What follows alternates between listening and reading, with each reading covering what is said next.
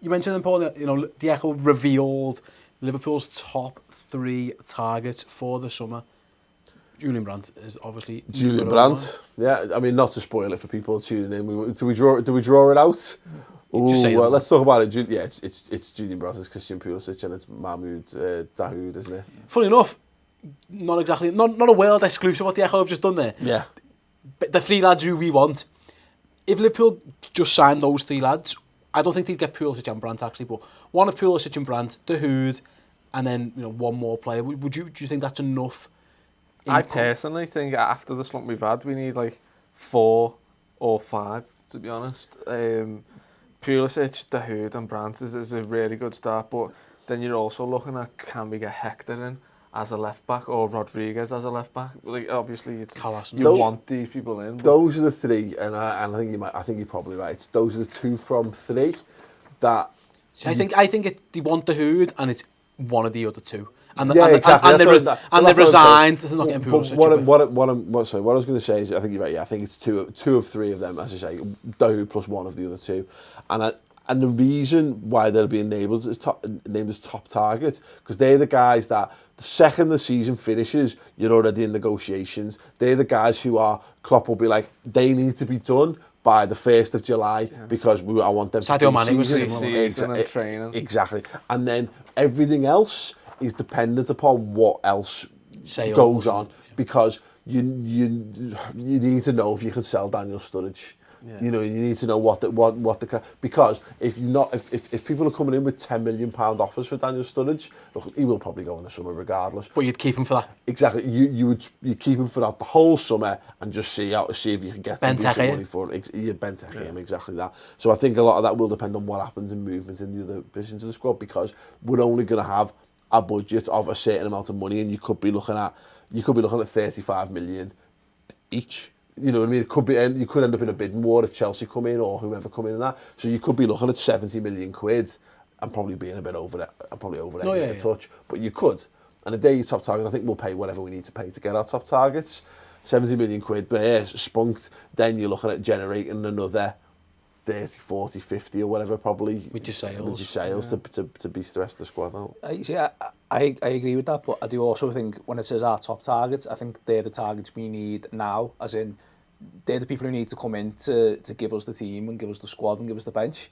I think there's other players after who could still go out there and do. Like, I think we obviously need our winger who can start, you know what I mean? So we need Brandt for that. I don't think Pulisic is a deal that's going to happen. Yeah, absolutely. We obviously need, when a man light in midfield, we need someone to come in to cover Chan, to cover Wijnaldum, Henderson, Lana, because Chan doesn't seem to be doing it. I think Dahoud does that. But then, like I said, we still need a left back. We still need other. I think they're the people who, like Paul says, come the 1st of January, they're the ones who we want there so we can start pre-season.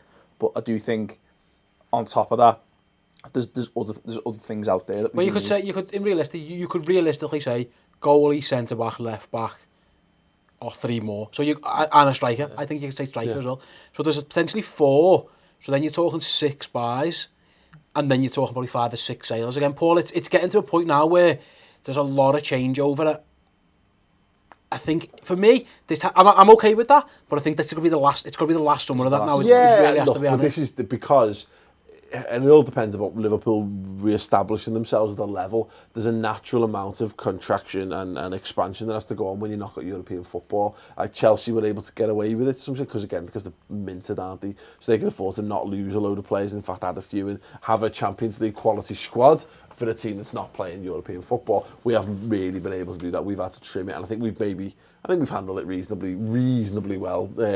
Wasn't quite borne out because of the FA Cup runs and then the League Cup run or whatever in January. But we will. We're going to need to get more bodies in. And we answered this on this week about do we need a top quality striker? And it's what we need. It's not about and what happens to Firmino. It's not about that anymore. We'll have to get back into this notion of there will be 2 Liverpool teams next season. We need to furnish those teams to the best of our ability. I think striker's massive. I'm a big Firmino fan. A, he doesn't score that many, and B, the perfect Liverpool striker for me is a fit Daniel Sturridge. Yeah. But the fact is his legs are gone. Yeah. So you know, we're talking about park the bus teams and stuff. I would like a striker. There's a lot to find out between now and then. But again, we'll know. John, you said it before about the formation thing. You know, and I think you're doing some of this on the stat show this week. So yeah, obviously the stat show. I'll plug it coming out. Filming tomorrow, coming out late Thursday, early Friday. I think that'll be the case. But you'll be talking more about this. But we'll know. We'll have a clear idea of all this stuff in the last spell of games, because we might change formation. You know what I mean? And that might open us up. God, you know, and we've seen already, like, you know, we might only need one centre forward, you know, so we might, maybe there won't be as pressing a need in the summer as we feel. You might go on a run. Exactly. It could hit forward. Just lost to speak on it. But I suppose last year's top target, it's clear, was Sadio Mane. The man just spoke about him. He knew he wanted them. He knew he wanted them when he was scoring past us. Yeah. He knew by that stage, I want to sign this lad. It looks like he's gone, De Hood and Brandt are these, get me them now. They're go and buy me them. And hopefully, John, the club can go and deliver on that now, because for too long we've missed. So I don't know if piece on my website, but they've missed targets in recent years, and the list is plentiful. We all know them. For this manager, and hopefully again, we've got money, hopefully Champions League, it'd be a really crying shame if we can't go and get the manager, the two lads he really, really, really wants. Yeah, this is the time, I think, really, for everything that's been said about FSG in the last few weeks, this is when you start checking properly the ambition we've got, like, and what you want to do going forward. Like, there's something we need to back them. I think last summer, even though we made a lot of signings and got a lot of people out, it was more about getting the squad for this year and getting his team together, if you know what I mean. Whereas I think this summer is like, this is when we know whether they're serious about backing Klopp and whether Liverpool are serious about being a top team again.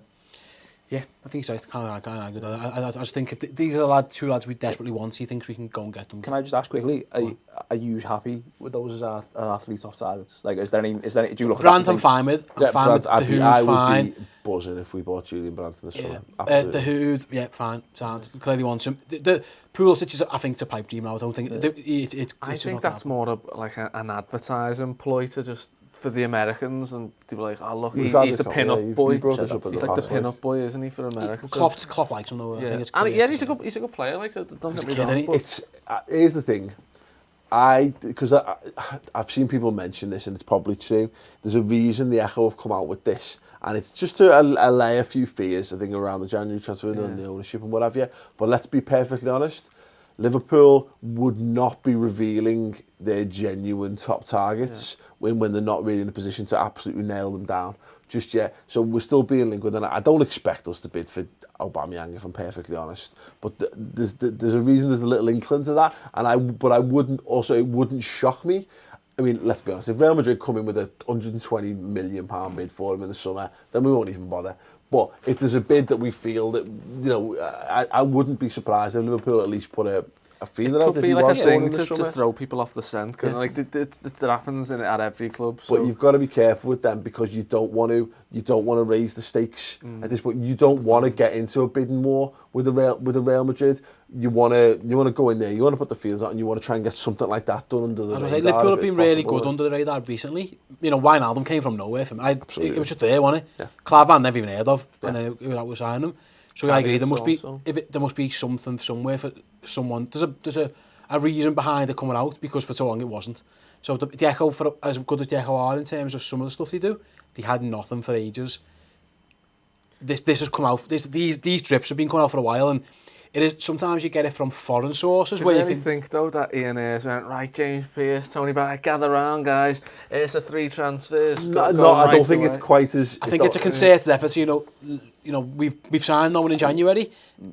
Everyone's uneasy. There's a bit of uneasiness. Let's try and just. It's the fact that we made a net profit as well when all the teams around us are spending. Exactly, all that type of stuff. The money's obviously there with the television deals and things.